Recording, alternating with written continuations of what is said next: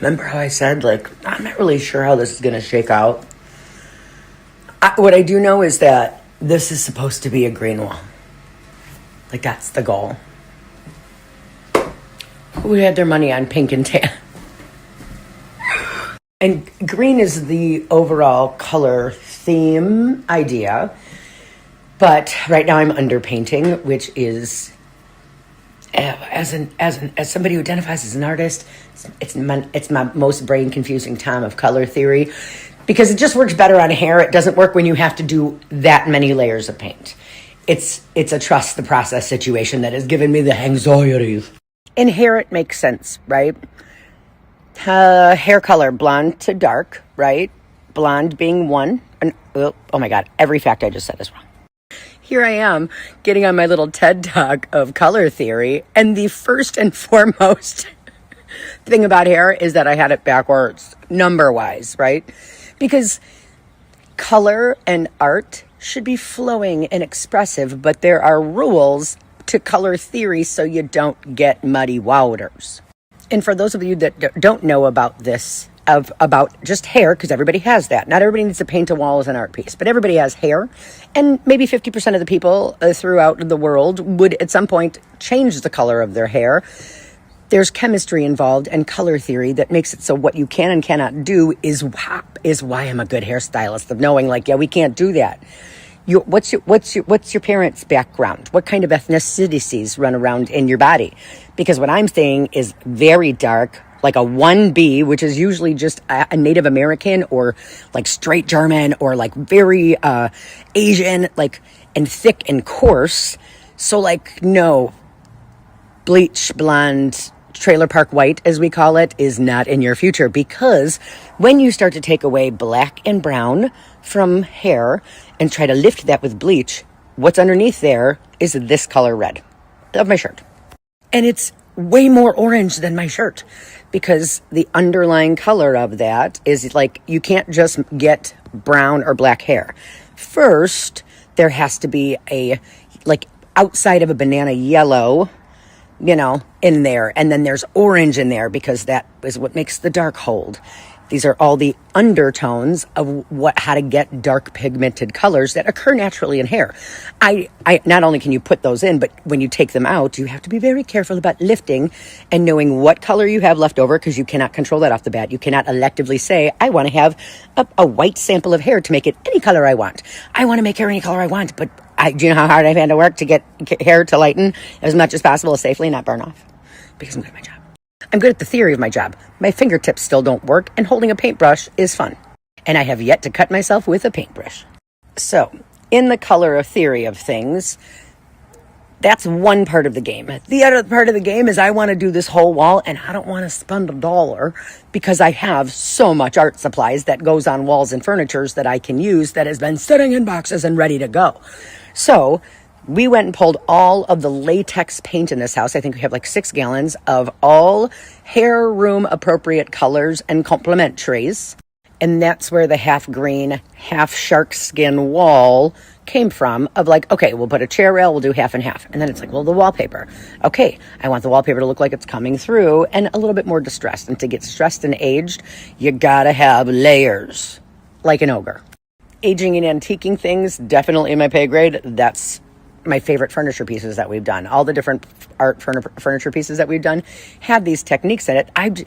Shane's like, we eternal optimist. He's like, we're so good at furniture. We're going to do this. We can't fuck it up. We're going to do a great. And I was like, square footage wise of a dresser is maybe 15 feet. This is a 20 by 8 foot wall. Yes, on the scales that we've done it, we've crushed it. High five. But this is 10 times the size, 10 times the amount. That's not Anna's artistic abilities. That is shit. Do you know how many gallons of paint it takes to paint 10 dressers, or pints of paint we've used in the past to paint dressers? It's like, yeah, if we were using the paint, we would need like 30 of these. I don't know, a lot of them.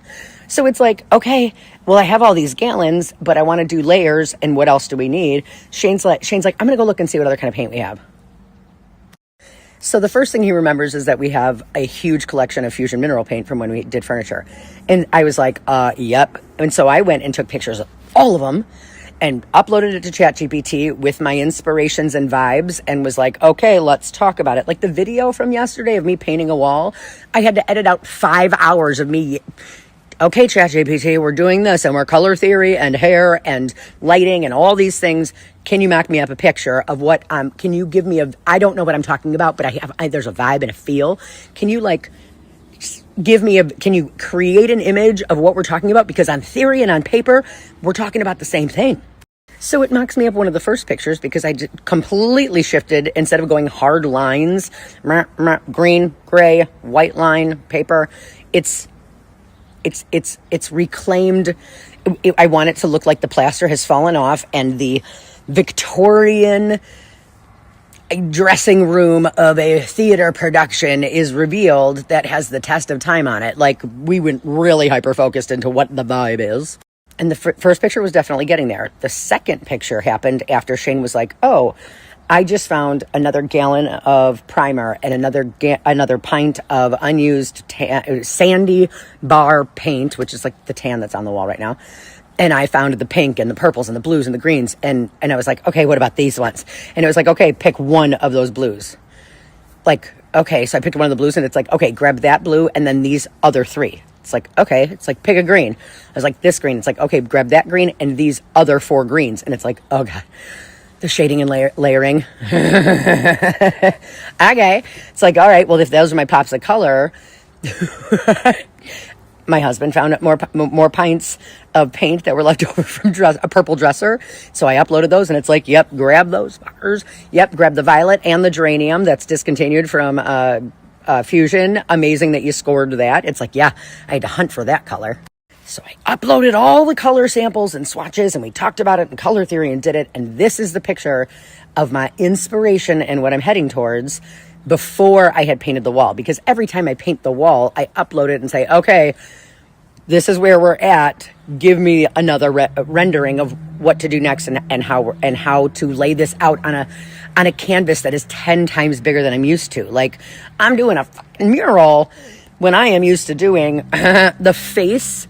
Like if a dresser is 4 feet tall by maybe 3 feet wide, that's 12 feet of what you see and maybe 3 feet on the top. Like it's not a 20-foot wall that is the first thing you see when you walk upstairs.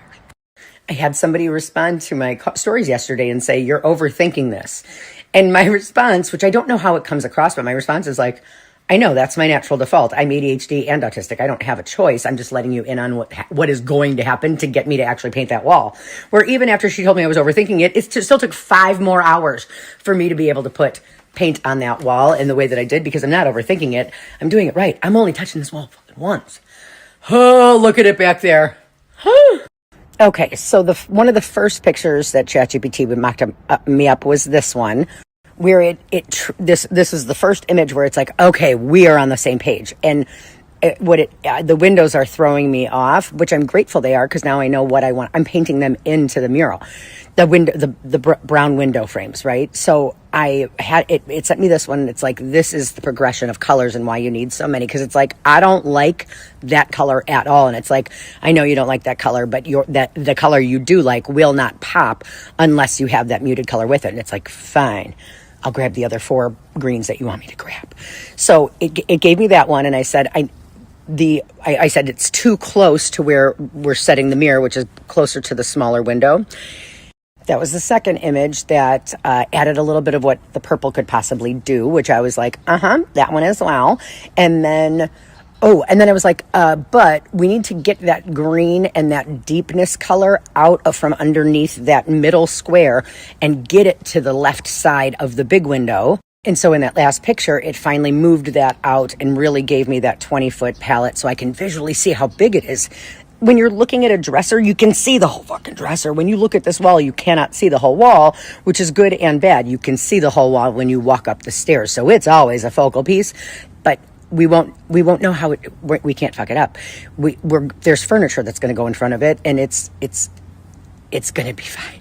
So that was yes, I overthought it, but also I have so many more supplies than I thought of because I took the time to overthink it. And that's part of the creative part that I enjoy, where I like ChatGPT at like 9 o'clock was like all day long. I am going back and it's like, because what I'm physically doing at the time is getting ready to paint, right? Or putting on base layers. But then I do those things and I'm uploading pictures as I go and it's processing while I'm physically doing. So like at 9 o'clock last night, ChatGPT's lens shifted where it was like, are you sure let's confirm, like, so that we can stop spiraling and asking, like even ChatGPT was like, this is a lot of questions, Anna. It's like, yeah, I need to ask these questions because I haven't been able to paint yet. So like we get the first couple like steps down that I know what to do, but my anxiety, it's like I don't want to lay plastic down. My anxiety had nothing to do with necessarily putting the paint on the wall. The anxiety was I need to put plastic down over the floor that we just made because I already spilled putty on it, and to make sure we don't ruin anything. But I'm not putting that. I'm going to trip on that plastic, or the cats are going to fuck with it. So it's like I'm not going to put that plastic down until I know how to finish the project, not start it, because I'm not spending a week with plastic on the floor. I said to April, I was like, as soon as I get that paint on the wall, I'm hoping I have 48 hours. Look at how bad my hands are. I have 48 hours until I want to lift that plastic up. That's the goal. I'm not going to beat myself up if I don't do it. If something pivots me, it means because something got creatively awesome. Okay. So as far as artistic mural compositions go, it's like, okay, figure out the base layer. It's like every layer I do is not the finish, and every color will change the color I just put on there. So it's like, going back and confirming, it's like, okay, this is the last one. It's like, all right, do not try to fix that. Do not feather it in. Do not add more pink. Do not do this. Wait until it flashes back. We'll see what it looks like tomorrow. And it's like, all right, buddy, you got it. We call each other buddy. One of the thoughts is that like the texture of that wall and the wallpaper is not necessarily going to be painted. It has a slight wash over it to give it some life. But I literally said to ChatGPT, I'm like, I have all these gold and metallics and that are like fun colors that are light accents, right? Where I want to do something artistic, but it's like trying to justify where the creativity is. It's like, I can't just put a pink splotch somewhere and then be like, oh, there's no rhyme or reason to why that's there. I need the story and the background and the feel, right? So I was like, what if the Victorian wallpaper is like busting through, and what was painted over it was like a painted backdrop. Here, I'll show you the picture. So to get the true inspiration color picture that I have with the colors that I have, this how to paint a photo backdrop is what I saw on Pinterest and was like, wait a minute. Okay, so literally the background I gave to ChatGPT is like, okay, if this was in a Victorian house that was once this was like a green room or a backstage area for a theater, either a theater production or like a burlesque show or something with character actors that have bright makeup. I'm like very whimsical and fun, right? Let's say this is the wall behind the makeup station. So like flecks of blue eyeshadow wouldn't be wiped or smudged on the wall like a face print, but the fallout that you would get on your that kiss the top of the highlights of your cheeks that sometimes you don't want if it's bright blue. It's like, what if somebody it just like smudged and it just caught the wallpaper enough to where you like don't see a sheen, but then all of a sudden it's like you don't want it to know it's metallic. You just want the reflection of the light. It's like a highlight and hair. Or like if somebody had like a shimmery body paint on and brushed it, and it just caught the tips of that would explain any sort of metallic accent that I do over the finished wallpaper that is busting through the multicolored, that's the greens and purples, right? And grays. Like if it's busting through, like if it went from like a burlesque show backstage into a photographer's studio and that was painted over, right? And with a backdrop that has the highs and lows, because I need that. I need to, and in essence, I need the worst case scenario for the whole wall to look like a backdrop and have that color variance, because that was the problem I had in my old studio and a lot of salons is just the one color. Depending on what somebody wears, it changes the read of the hair in a picture. So like making sure it's set for that. Lots of different things that I have to marinate and why it took 5 hours to put the stuff down to paint. the theory of why like I can just paint whatever the fuck I want on that wall. I know that, but I also know I have to look at it, and I'm gonna want to have a good feely vibe because that was the artistry of it, where it's like being able to use all the supplies that we have of like getting that background story. It's like my sister came up yesterday and saw it before any paint went on the wall, and she's like, oh my God, like that, I can't wait. And it's like, me neither. I don't know what it's going to look like, right? So Shane was scraping the ceiling and I was prepping and painting the wall. I didn't post I didn't share the video yet, but which I will. My husband and I very much enjoy crafting together. And crafting for some people is, I don't know, it's smaller than this scale where it's like, okay, there's so many gallons of paint everywhere. Like we are extreme crafters, honey. I'm proud of us. We're crushing it. The amount of times that we high five in videos, very adorable to me. Also, when it gets past like 10 o'clock and I'm on a ladder, I'll say to Shane, like, can you hold me? Can you hold me? Because I can't. Like, I get more bendy and have less control over my body, where like last night it was almost like I was trying to paint while surfing from 2 feet in the air.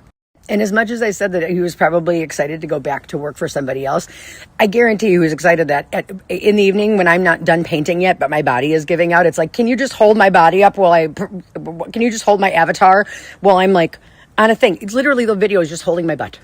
Just holding my butt. I'm like, I'm up, down, and he's just there holding my butt, which is probably way better than working for somebody else. At least that's what he thinks, I'm sure.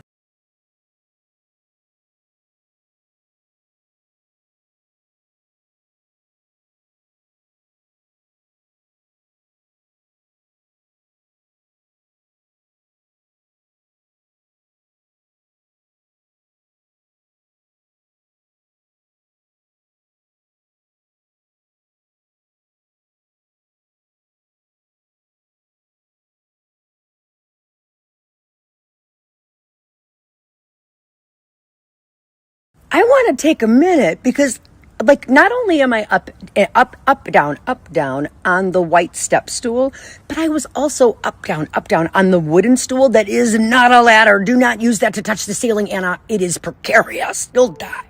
But look at me go. Like, I'm doing it.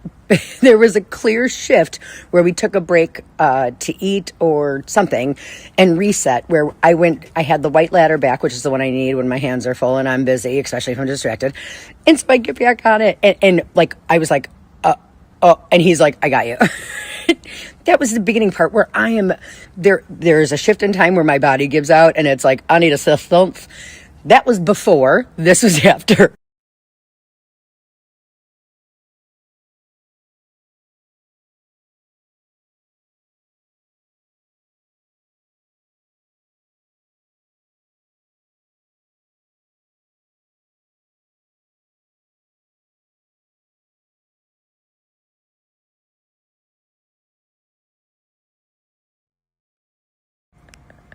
Like a cheerleader just being held up the whole time. It's like, just holding my butt. I felt it important to show that part of it because somebody's saying to me like, oh my God, I wish I had the energy you do. And it's like, I am terrified that this situation, if like a body in motion stays in motion, and if I stop and it's not that I can't stop and rest. It's just I am setting a precedence of expectations for my body of we are not getting worse than our worst. And so did I need to do that last half an hour on the ladder physically? No. Did it have to get done last night? Not necessarily. Like, my body was definitely winding down, but also it's a safety precaution. I know that in those times I have fallen off of that white step stool onto a fucking cement thing right in front of my dad. Earlier this summer, it's like I fell with a chainsaw. Like, at some point when my body gives out, now instead of just like, I'll turn off a chainsaw or power tool or something that's going to hurt me. But if I have to get on a ladder because I will beat myself up if I can't believe I didn't finish that. Okay, if you want to finish that, then ask for the help that you need to do it safely.